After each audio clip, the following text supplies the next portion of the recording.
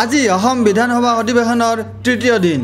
আজি লাজগেটত টাই আহোম যুৱ পৰিষদে টাই আহোম জনগোষ্ঠীক জনজাতিকৰণৰ দাবীত অৱস্থান ধৰ্মঘট ৰূপায়ণ কৰে আৰু 12 ধপীয়া দাবী লৈ খিলঞ্জীয়া জনগোষ্ঠীৰ লগতে টাই আহোম যুৱ পৰিষদে টাই আহোমক জনজাতিকৰণৰ দাবীত এক স্মাৰকপত্ৰ অসমৰ মুখ্যমন্ত্ৰীলৈ প্ৰেৰণ কৰে। আনহাতে লাজগেটত আজি অধ অসম শ্ৰমিক কৃষক কল্যাণ পৰিষদৰ উদ্যোগত ধৰ্ণা কাৰ্যসূচী ৰূপায়ণ কৰে।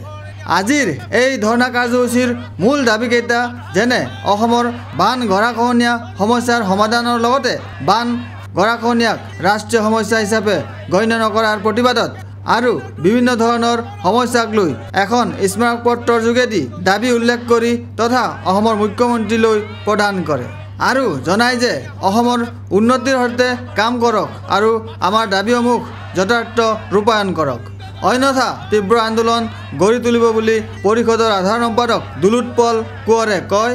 মুখ্যমন্ত্ৰী মহোদয় এখন স্মাৰকপত্ৰৰ জৰিয়তে আমাৰ বিভিন্ন উত্থাপনৰ জৰিয়তে আমি তেখেতসকলক আমাৰ এখন স্মাৰকপত্ৰ প্ৰদান কৰিম।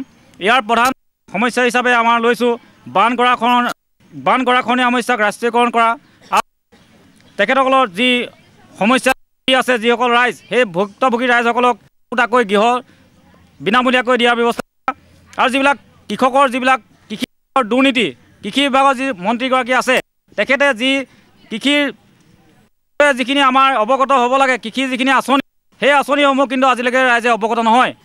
Video' journalist Sushanta Das, Sentinel news, Guwahati.